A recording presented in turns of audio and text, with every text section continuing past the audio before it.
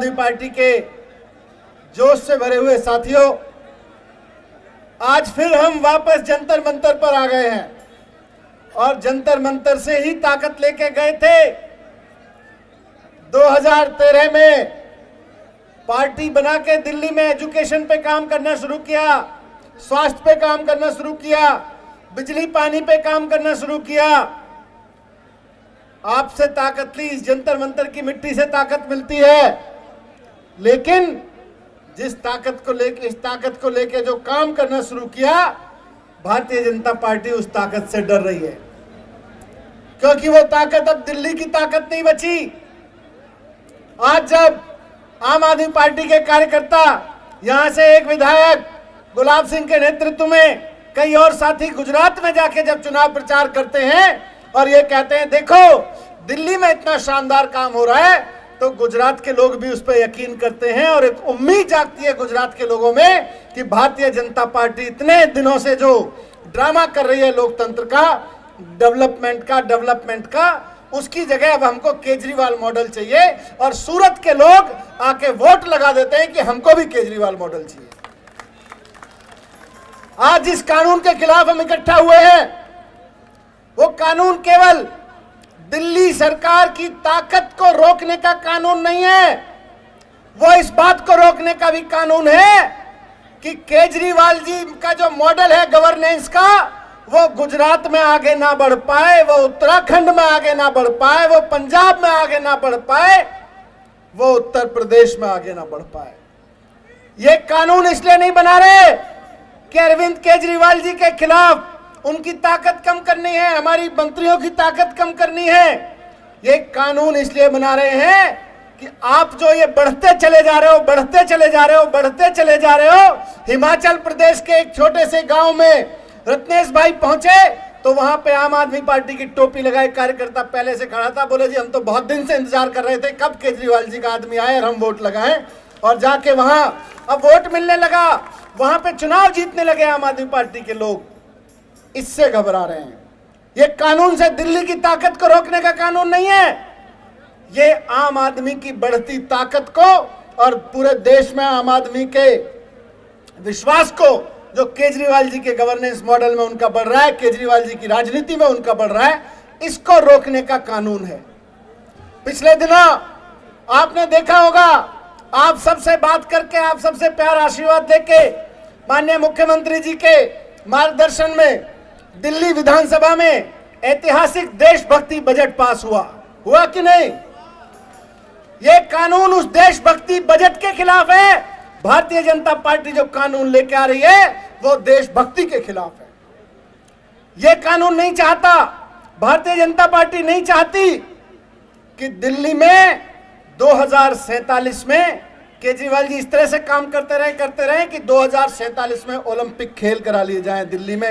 ये नहीं चाहते हैं, ये नहीं चाहते हैं कि 2047 में, अभी बजट में मैंने कहा कि सपना देखो 2047 में, हम तो पता नहीं होंगे कि नहीं होंगे, हम तो जिंदा भी होंगे कि क्या होंगे पता नहीं, लेकिन आज जो बच्चा पैदा हो रहा है वो 25 साल बाद नौजवान बन के देश में खड़ा होगा, दिल्ली में खड़ा होगा।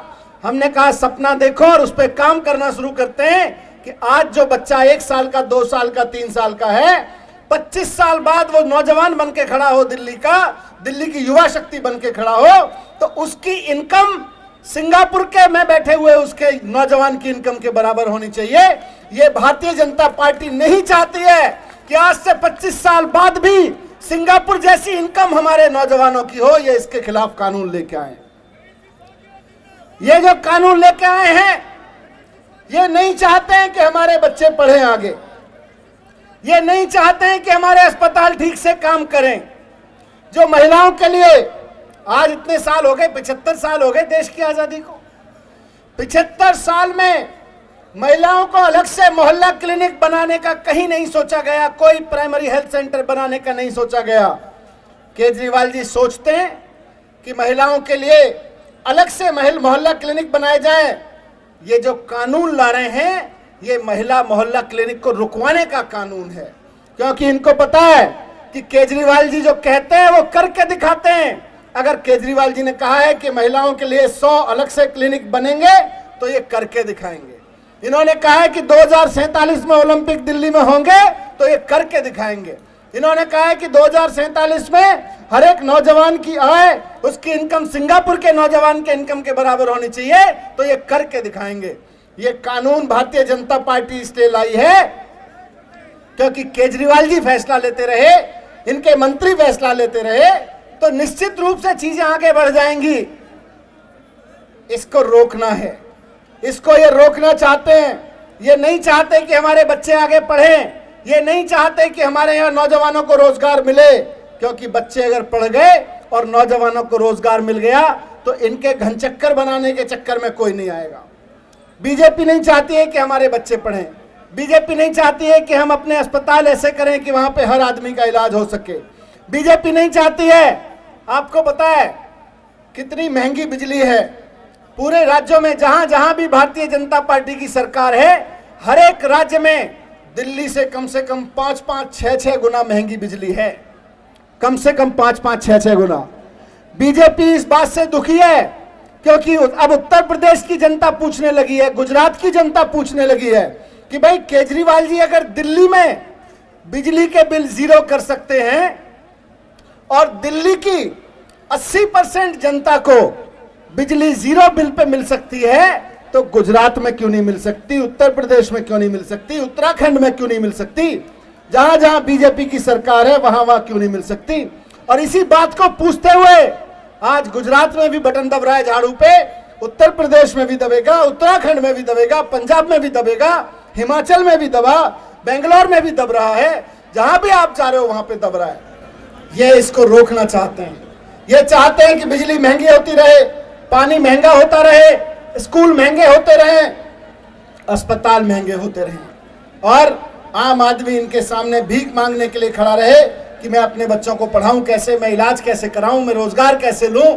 इसलिए ये बिल्कुल नहीं चाहते साथियों कि किसी भी कीमत पर दिल्ली सरकार आगे काम करे। इसको ये मत देखिए, कई लोग इसको करने की कोशिश कर रहे हैं कि किसी तरह से इसको बस केजरीवाल जी की लड़ाई बना दिया जाए।